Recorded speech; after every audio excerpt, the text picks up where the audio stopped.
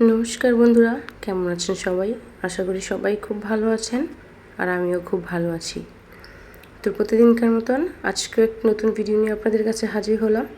তো দেশ এবং দেশের বাহির থেকে যারাই আমার ভিডিওটি দেখছেন তাদের সবাইকে পরিস কিচেন ব্লগে স্বাগত। তো আজকে আমি ভিডিওটি সকাল থেকে শুরু করছি। সকালে মেয়ের নুডলস রান্না আর আমাদের বউ শাশুড়ির জন্য নাস্তা বানানো মানে রুটি বানাবো। তো সব কিছু নিয়ে আজকে ভিডিওটি শুরু করছি। তো বন্ধুরা, পুরো ভিডিওটি জুড়ে আপনারা আমার পাশে থাকবেন আর প্লিজ লাইক দিয়ে ভিডিওটি দেখা শুরু করবেন আর ভিডিওটি দেখা শেষ করে একটু সুন্দর গঠনমূলক কমেন্ট করে যাবেন। তো বন্ধুরা, আজকে আপনাদের সাথে অনেক কিছু শেয়ার করব। পুরোপুরি ভিডিওটা দেখবেন। যদি স্কিপ করেন তাহলে হয়তো মিস করে যাবেন, আর যদি স্কিপ না করেন তাহলে হয়তো ভিডিওতে আমার যতগুলো কথা আছে শেয়ার করার সেসব কথাই আপনারা শুনতে পারবেন, জানতে পারবেন কী বিষয় নিয়ে কথাগুলো আমি আজকে বলতে চাচ্ছি। তো চলুন কথাগুলো শেয়ার করা যাক আর ভিডিওটা সুন্দরভাবে শুরু করা যাক। তো ডিপ্রেশন নামটা তো অনেকেই শুনেছেন। আমি আগে জানতাম না ডিপ্রেশন কি। আসলে তখন ডিপ্রেশন জিনিসটাই বুঝতাম না, তার জন্য নামটাও জানতাম না। কিন্তু এখন বর্তমানে আমার সাথে ডিপ্রেশন একদম আঠালোভাবে লেগে গেছে, যেটা আমি চাইলেও সরাতে পারি না। ডিপ্রেশন এমনভাবে আমাকে ধরেছে যে আমি যে কোনো কিছু নিয়ে ভাবনা চিন্তা করতে করতে এতটা ডিপ্রেশনে চলে যাই যে সেখান থেকে বের হতে আমার অনেক টাইম লেগে যায়।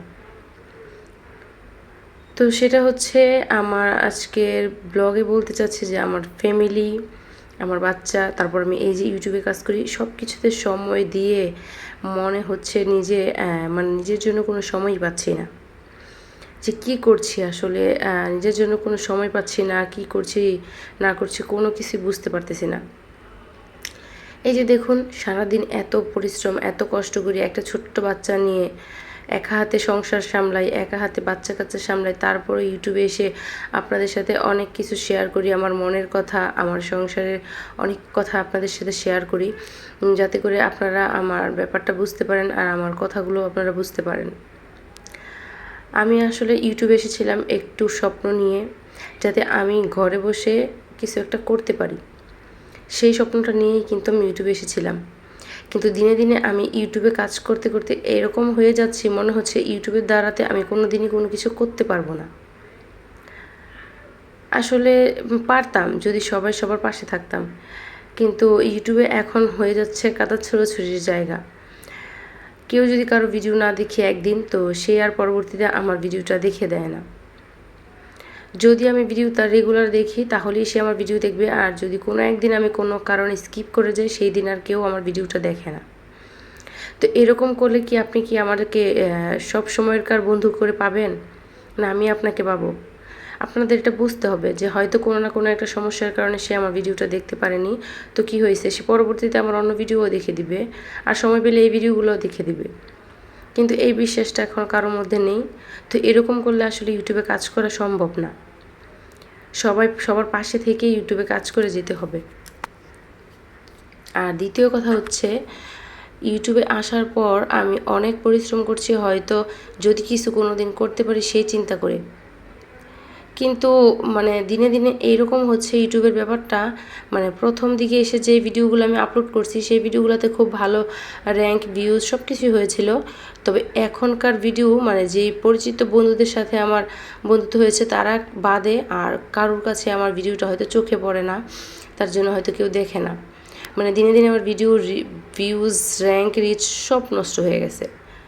তো মনে হয় না আমি ইউটিউব নিয়ে আর কোনো দিন কাজ করতে পারবো। মনে হয় ইউটিউব ছেড়েই দিতে হবে, কারণ ইউটিউবে এসে অনেক স্বপ্ন নিয়ে এসেছিলাম, কিন্তু সেই স্বপ্নটা পূরণ হবার মতো নয়। আমার মতন যারা, তারা মনে হয় এরকম মাঝপথে এসেই ইউটিউবিং ছেড়ে দিতে হয়।